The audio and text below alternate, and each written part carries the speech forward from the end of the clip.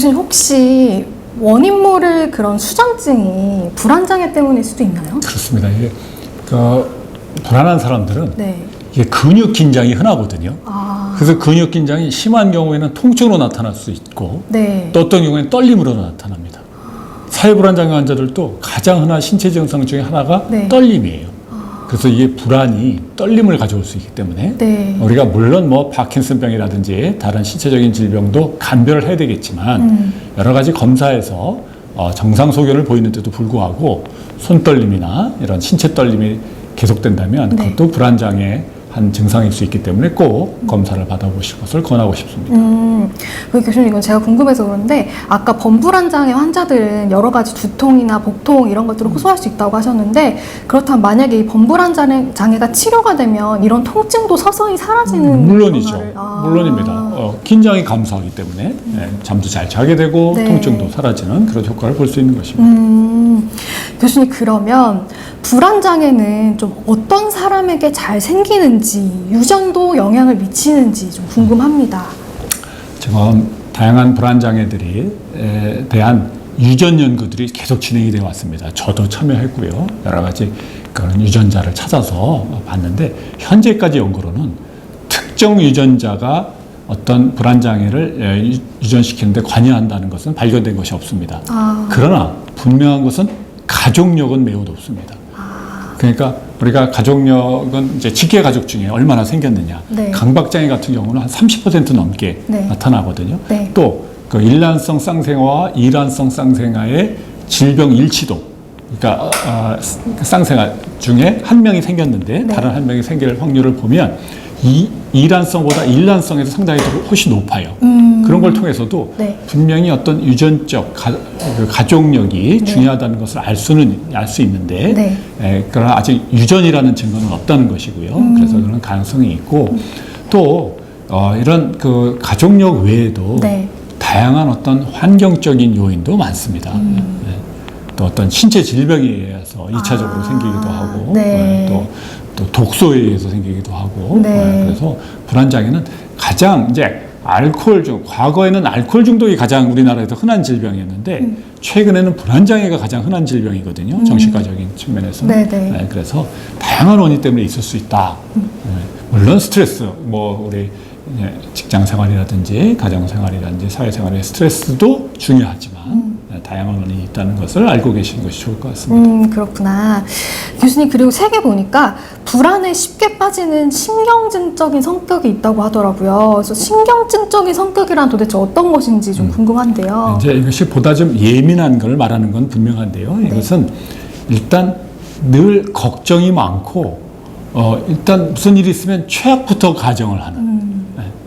우리 뭐 시험이 있다 그러면 이거 망칠 거야. 부터 생각하는. 그래서 늘 긴장돼 있고 짜증도 많고. 이것을 이제 정신 분석가들은 어렸을 적에 우리가 안전에 대한 욕구가 있다. 어린아이들이 이제 태어났는데 이 세상이 이거 안전한 곳인가.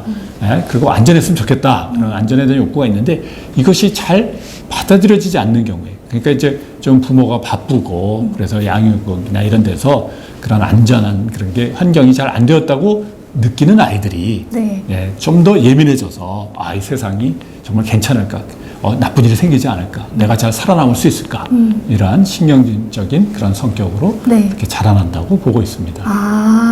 그래서 보니까 또 성격장애 얘기도 좀 나오더라고요, 책에. 그래서 불안하고 겁이 많은 세 가지 성격장애라고 해서 보니까 회피성 성격장애, 의존성, 강박성 이렇게 있더라고요. 그래서 간략하게만 좀 설명 부탁드릴게요.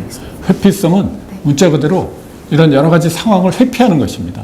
그러니까 사회불안장애 환자들이 많은 것인데요. 네. 이 사람들은 조금이라도 조금 어렵고 불편한 상황이 있으면 피하려고 합니다. 나서지 않으려고 하고. 그래서 대표적으로 대인관계도 피하고 어려운 사람을 피하려고 하는 것이고요. 강박적인 성격은 좀 완벽주의가 지나친 것입니다. 모든 것을 다 잘해야 되고 완벽해야 되고 뭐 현관에 신발도 똑바로 놓여져야 되고 숟가락도 다 자리를 다 잘 잡고 있어야 되고 그래서 이런 경우는 또 정말 뭐 괜찮은 경우는 더 뭐 공부도 열심히 하고 완벽하게 해서 또 성공할 수 있는 것이고 또 의존적인 성격은 정말 어려서부터 모든 걸 스스로 결정하지 않고 다 부모나 중요한 사람한테 매달려서 중요한 결정도 그들이 해주길 바라고 네. 뭐 생활도 자기의 어떤 독립심이 떨어지고 네. 스스로 하지 못하고 의존하면서 매일매일 지내는 경우를 말하는 약간 것입니다. 마마보이 같은. 그렇습니다. 대표적인 게 마마보이가 되겠습니다. 그렇군요.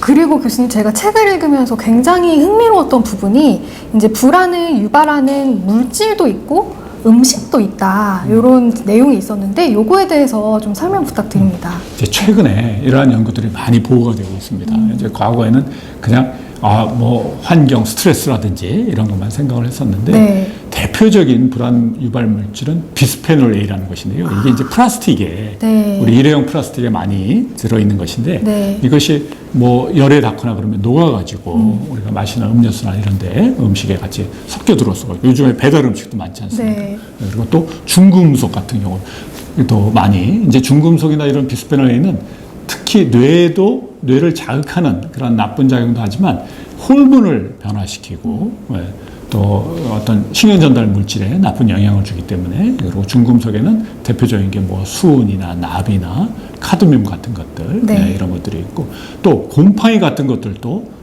신경계를 교란시켜서 나쁜 것으로 알려져 있어서 우리가 굉장히 조심해야 되는 그런 물질이고요. 네네.